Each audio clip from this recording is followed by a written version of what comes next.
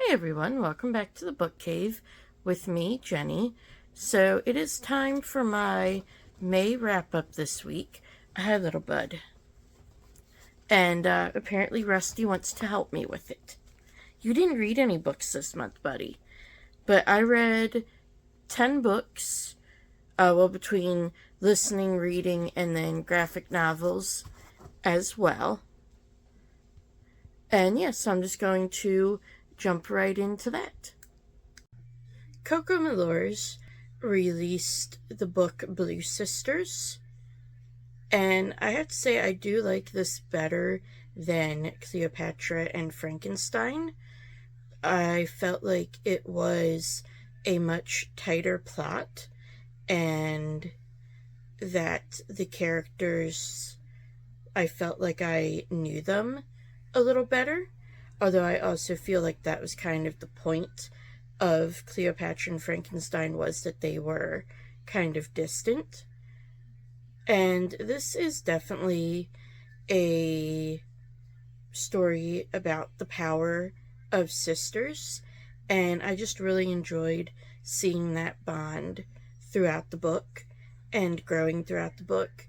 And we get from all three of the sisters' perspectives, even though it's all in third person, but it more or less follows this particular sister, so you can see how everything has affected them personally as well as them as a family.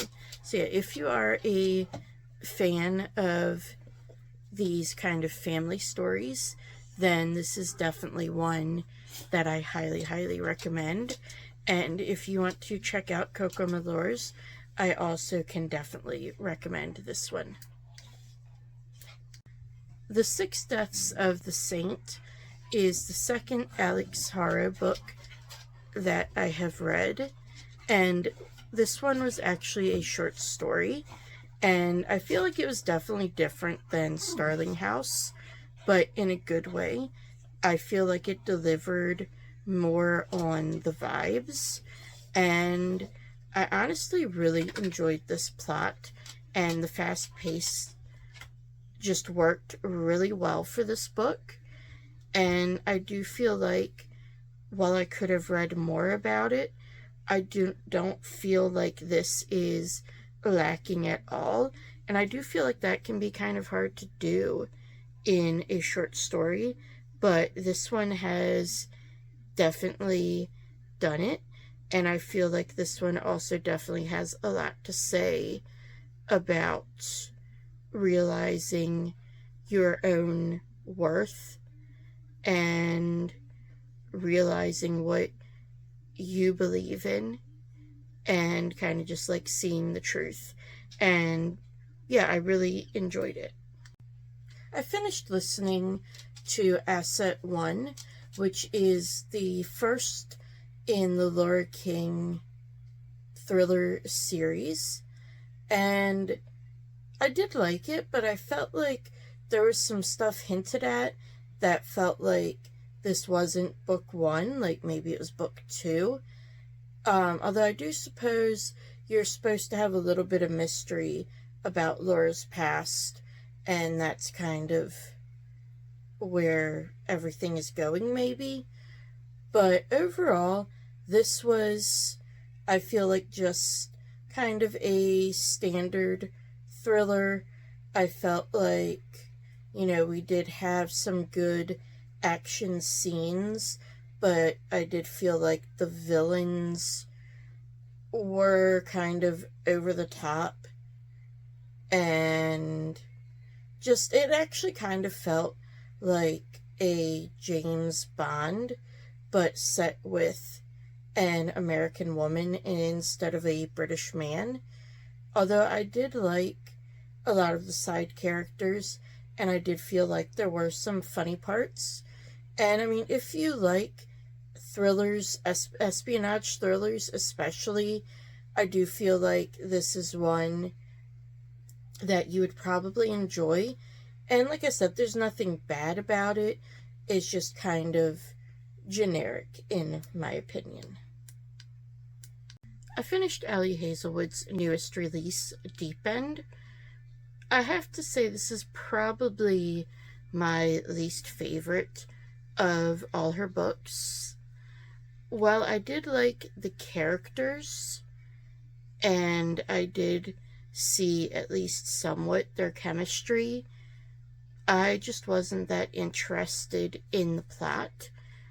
I'm not necessarily a big sports person when it comes to like as detailed about the sports as this was. However, like I said, I did enjoy the characters and I enjoyed the friendships as well. And I feel like if you like Ali Hazelwood, you would like this well enough. And you might kind of feel about it like I do, that you're just there for the characters. I finished listening to The Personal Librarian, which is a novel about Belle DeCosta Green, who was the personal librarian, obviously, to J.P. Morgan. And I had actually never heard of her. I didn't really know that J.P. Morgan had a library either. So this was definitely an interesting read. And it had a lot about like that time period, what it was like to be a woman, what it was like to be a colored woman passing. And yeah, I just found it very interesting, and I can definitely recommend it if you like historical fiction, and especially historical fiction about those who were kind of maybe not necessarily in the limelight. I do feel like at times it focused a little much on romantic entanglements when it could have focused more on other things. But overall, this did have a good balance, and like the artwork and everything and the manuscripts were very well described as well. And I felt like you could really understand Belle as a character in through this story. In the Name of the Mermaid Princess actually reminds me a lot of the manga Dawn of the Arcana, in that certain people are born different and are then considered less than. The art style also reminds me more of Arina Tanamura. Yeah, it's just really similar to hers, except not quite as frilly, I would say. And I wish my library had more of these. I'm definitely interested in continuing it. I do know that Viz has it, so I'll probably be reading more that way. But we follow the Princess of a Kingdom, Mio, and you find out she has a secret. She is a mermaid, and as I said, in this world, anyone born like either, a mermaid, or there's some twins that have fox ears and tails, and there's all sorts of different things. But they are all considered less than. And because she is the princess, she is one of the only ones who does not get deported to another country. And she is engaged to a prince, and so must become human. And then she gets a tutor to learn more about his kingdom, and this follows her and her tutor.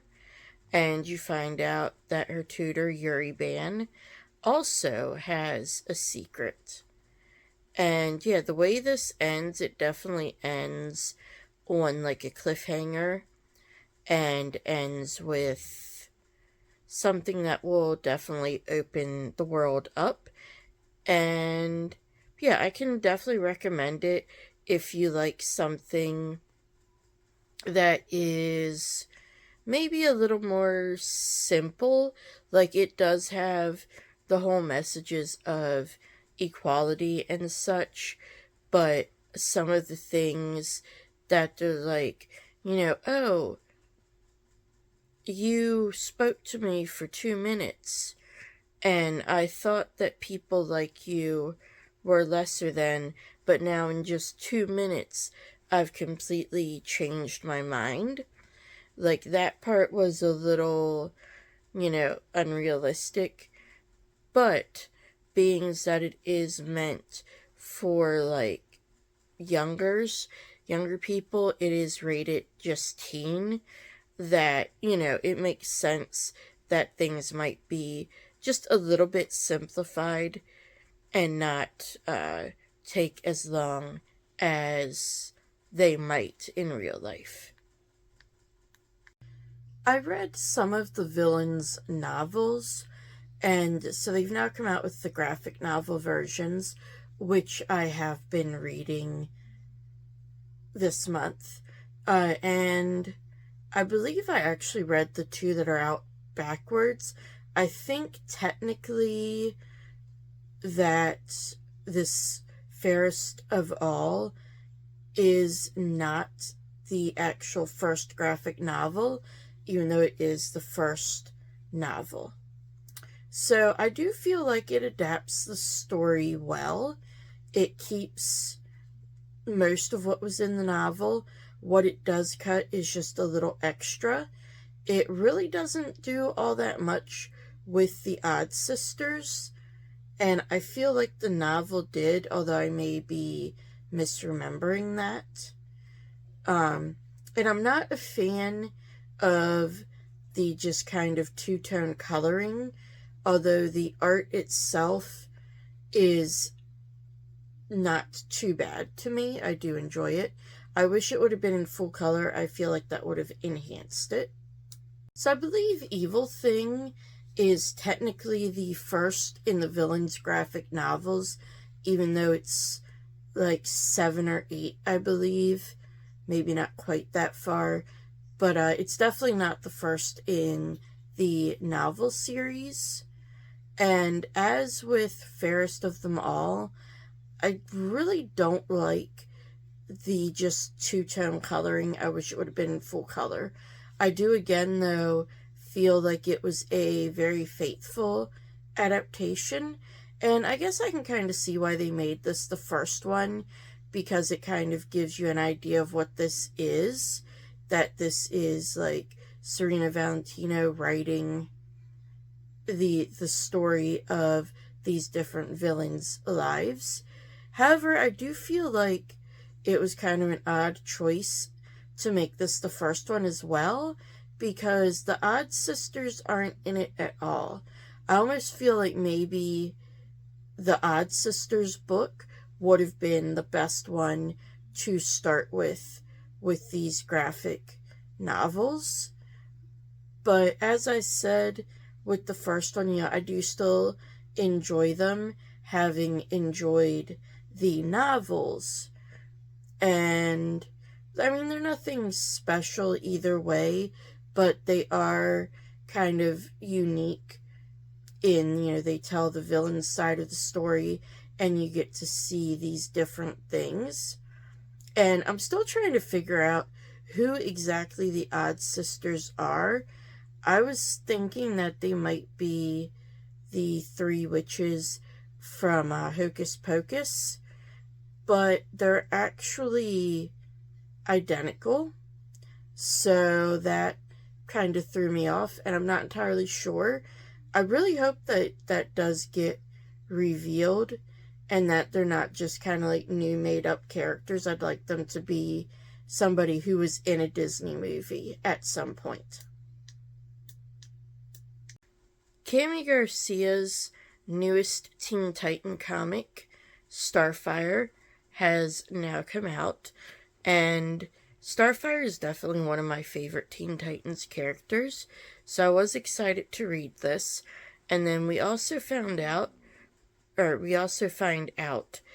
Cyborg is now a part of the team as well. So we kind of have the main group, and I'm not sure if they're going to add any more characters because, obviously there have been other teen heroes that have been a part of Teen Titans, but it seems like because the next one is Titans Together, that this is basically everybody's now been introduced. And I love seeing Cami Garcia's take on the Teen Titans and her kind of backstory for them. I do wish that we had gotten a little more of Starfire and Blackfire's background, because in this one we just see, Starfire's always been drawn to astronomy and the stars, and now that she's gotten older, as she stays outside more in the day, out in the sun, she seems to feel better, feel more energized, other than the fact that she does have a connective tissue disorder. And then Blackfire, which I can't remember if this is canon for her or not, but as she stays out during the night under the moon, she gets more energy. However, we're not really privy to, how this happened. And, obviously, with, Raven, we learn that it was because, as in the original, where she was actually born and the fact of who her father is. And then Beast Boy, it was the same thing, that he was treated for a disease with this medicine, and it caused him to become Beast Boy. And then, of course, the Robins are just highly trained.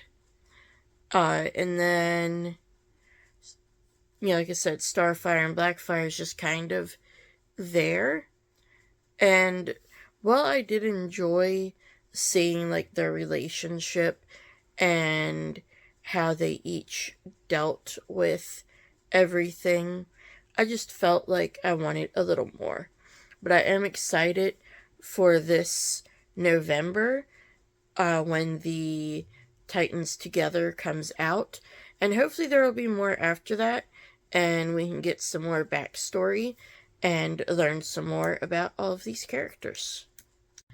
I've now caught up with all the manga classics. Les Miserables was the last that I had.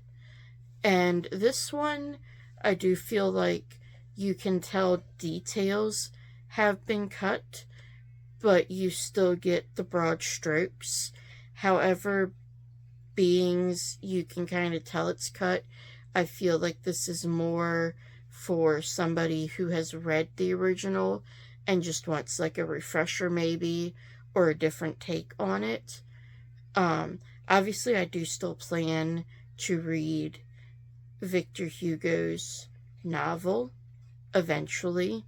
However, I do enjoy this manga classic series, and I do feel like they did a good job with, even though they did cut some details, they were able to fill in the gaps enough that you could understand and follow it, and it was definitely enough to intrigue you to read the full novel to see how did this come to be, where is the extra detail and everything. And as always, the art in these is quite well done. That's everything I finished in May, and as always, I hope you liked this video, and let me know down below in the comments what you read in May. If you read any of these books, what did you think of them?